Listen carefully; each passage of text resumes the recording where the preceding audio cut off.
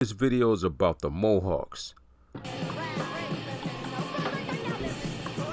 No, not those Mohawks. The Mohawk Indian. Y'all ready? Let's go.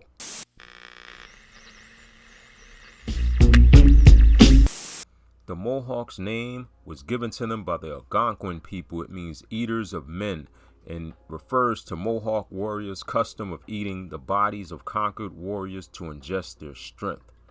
Now, they call themselves what's this? I'm not even going to pronounce that, which means people of the Flint.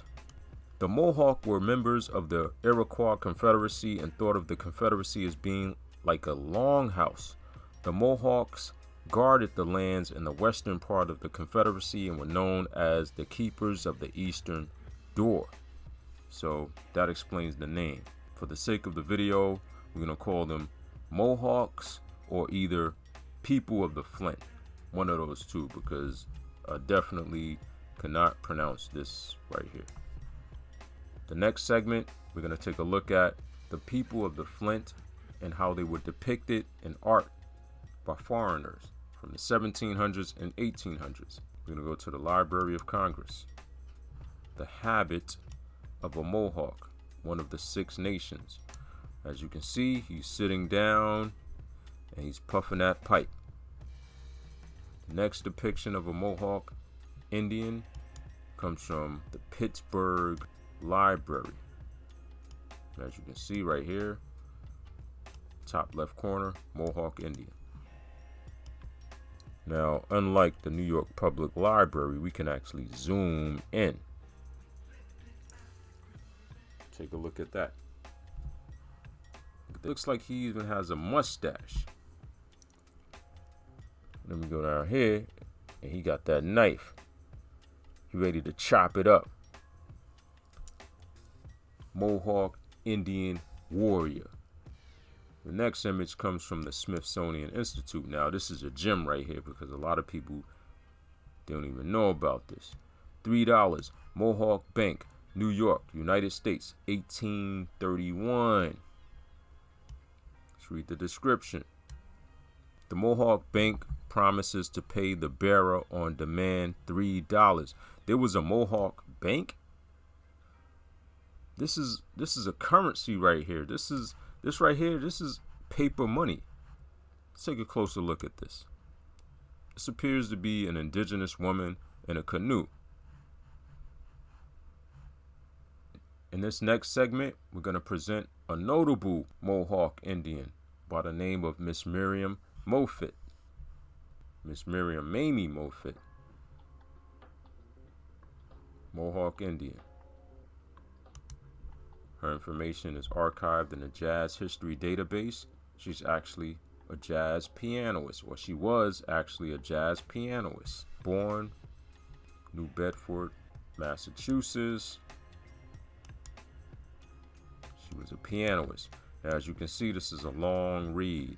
Whoa. So I'm going to leave a URL link in the description section below.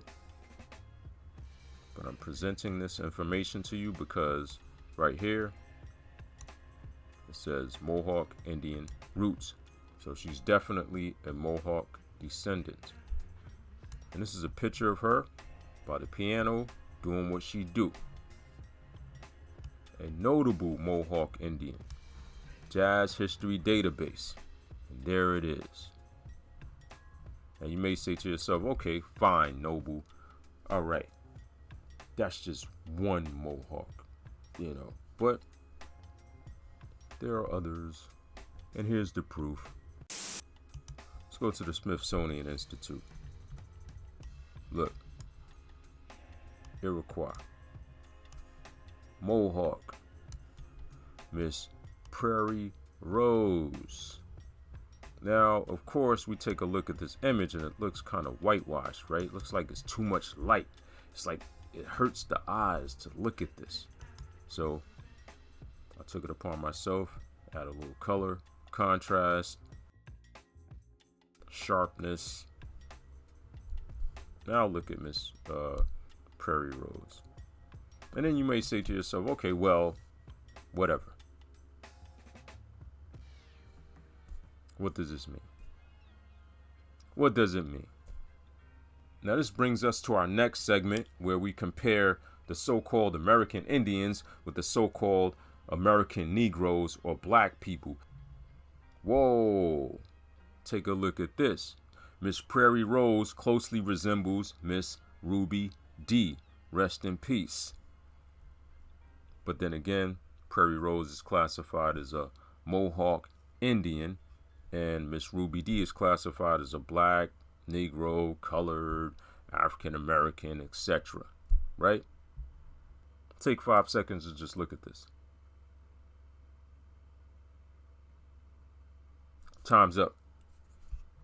Same eyes, same nose, bone structure. Look at that. They're even the same complexion. Different social status classification, same people. And there it is, right in front of our faces. But you know what?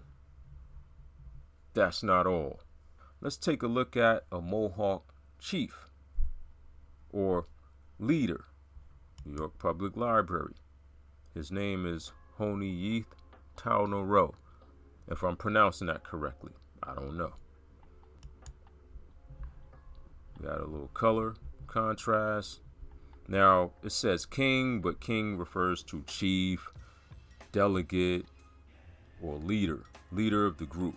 So when they say king, that's what they mean. Now this next word right here, I can't even pronounce that. I'm not even gonna try. But according to Brown University, it's a Western Mohawk town in what is now New York State.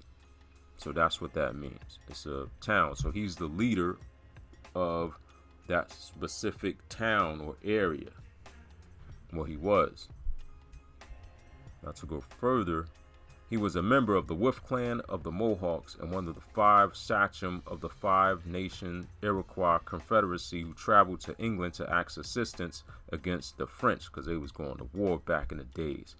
Queen Anne commissioned Jan, a Dutch painter, to paint the portrait of the 4 indigenous leaders or 4 Indian kings, as it says here. I just freestyled that right quick. The original painting is in the National Archives of Canada. Anyway, let me know what you guys think of this video. Leave a comment below, like, share, and subscribe, and I'll see you guys next time. Peace.